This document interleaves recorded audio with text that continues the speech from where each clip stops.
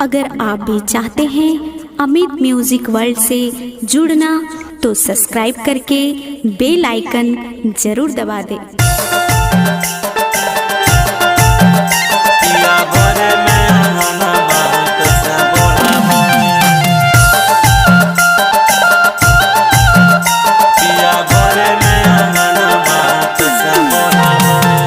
छोटे मोटे अंगना में भरा घर बसुराबा कैसे बुढ़ाबे। छोटे मोटे अंगना में भरा घर बसुराबा कैसे बुढ़ाबे।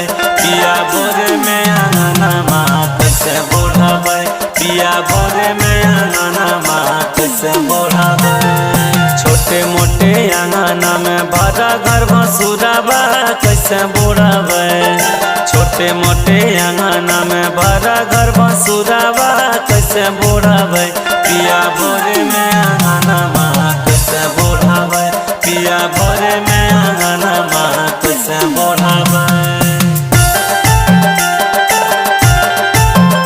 पिया भोरे में अंगना माँ कैसे बुढ़ाबे। Mix by Shiv Shakti studio Deoghar. अपन नैहरावा में खेलकूदी कैलिए हो। सखी सहेली संगे कॉलेज पढ़लिए हो। सखी सहेली संगे कॉलेज पढ़लिए। हाँ, अपन नैहरावा में खेलकूदी कैलिए हो। सखी सहेली संगे कॉलेज पढ़लिए हो। धोबहु न आवे हमारा के बारातना माँ कैसे बुढ़ाबे। धोबहु न आवे हमारा के बारातना माँ कैसे बुढ़ाबे। पिया भोरे में अंगना माँ कैसे बुढ़ाबे। पिया भोरे में अंगना माँ कैसे बुढ़ाबे। पिया भोरे में अंगना माँ कैसे बुढ़ाबे।